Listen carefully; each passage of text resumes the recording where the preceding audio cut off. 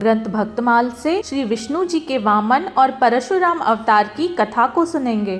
समुद्र मंथन में विजय के पश्चात भगवान श्री हरि की कृपा से देवताओं की विजय हुई थी। स्वर्ग के सिंहासन पर इंद्र का अभिषेक हुआ, परंतु देवता अपने गर्भ में यह भूल गए कि दैत्य बड़ी सावधानी से अपना बल बढ़ा रहे हैं। दैत्यों के गुरु शुक्राचार्य जी ने समस्त भृगुवंशी ब्राह्मणों की सेवा की, जिससे प्रभावशाली भृगुवंशी अत्यंत प्रसन्न हुए और दैत्य राज बलि से उन्होंने विश्वजीत यज्ञ कराया। ब्राह्मणों की कृपा से अग्निदेव ने राजा बलि को रथ घोड़े, शुक्राचार्य जी ने राजा बलि को दिव्य शंख और प्रहलाद जी ने अपनी दिव्य माला दी। इसी तरह राजा बलि समेत राक्षसों ने सेना सहित जाकर अमरावती को घेर लिया। देव गुरु बृहस्पति के आदेशानुसार देवताओं सहित इंद्र ने स्वर्ग को छोड़ दिया और कहीं जाकर छिप गए। माता अदिति अपने पुत्रों का राज्य आदि छिन जाने से अत्यंत दुखी हुईं। उन्होंने अपने पति ऋषि कश्यप जी के उपदेश से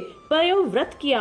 भगवान श्री विष्णु ने प्रकट होकर माता अदिति को आशीर्वाद दिया और बोला, मैं अपने अंश रूप से तुम्हारा पुत्र बनकर रक्षा करूंगा। वचन अनुसार भाद्रपद शुक्ल द्वादशी को मध्याह्न काल के अभिजीत मुहूर्त में भगवान विष्णु अंश द्वारा माता अदिति के गर्भ से प्रकट हुए और देखते ही देखते सशरीर वामन ब्रह्मचारी का रूप धारण कर लिया। समस्त देवता, प्रजापति, ब्रह्मा सभी ने भगवान के इस वामन अवतार की स्तुति की। इधर राजा बलि भृगुवंशी ब्राह्मणों के आदेशानुसार अश्वमेध यज्ञ कर रहे थे। भगवान वामन ने तभी वहां के लिए यात्रा की और यज्ञ मंडप में प्रवेश किया। राजा बलि ने भगवान वामन का अभिनंदन करते हुए कहा, हे ब्राह्मण कुमार, आप जो कुछ भी चाहते हैं अवश्य ही वह सब आप मुझसे मांग लीजिए। भगवान वामन बोले, मैं अपने पग से केवल 3 डग पृथ्वी चाहता हूँ। शुक्राचार्य जी ने बलि को बहुत समझाया, ये भगवान विष्णु तुम्हारे शत्रु बनकर सब छीनने के लिए आए हैं। राजा बलि अपनी प्रतिज्ञा से पीछे नहीं हटे। हाथ में जल लेकर 3 पग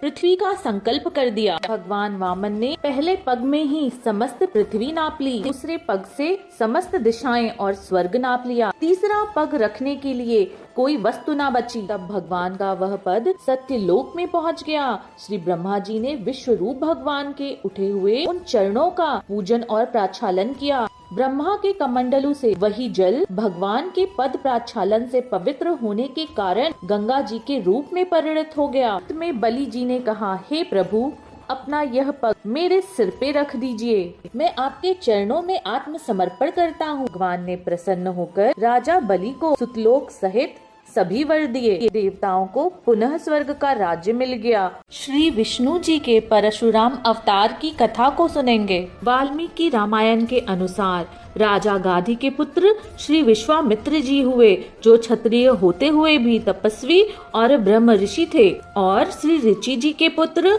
यमदग्नि जी परम शांत थे, परंतु यमदग्नि जी के पुत्र हुए परशुराम, वे बड़े ही घोर योद्धा हुए। एक बार श्री यमदग्नि ऋषि ने अपनी पत्नी श्री रेणुका जी को नदी से जल लाने भेजा। वहाँ गंधर्व और गंधारविणी विहार कर रहे थे। ऋषि पत्नी को जल लाते समय लौटने में थोड़ी देरी हो गई। ऋषि ने देरी का कारण जान लिया कि गंधर्व और गंधर्विणी विहार कर रहे थे। ऐसा देखने से महापाप लगता है। उन्होंने अपने प्रत्येक पुत्रों को बुलाकर आज्ञा दी, दंड स्वरूप अभी इसी क्षण अपने माता के प्राण हर लो। परंतु स्नेहवश 7 पुत्रों ने अपनी माता को मृत्यु दंड देना स्वीकार नहीं किया। यमदग्नि ऋषि ने अपने 8वें पुत्र परशुराम जी को आज्ञा दी कि अपने सभी भाइयों समेत अपनी माता को मृत्यु दंड दो।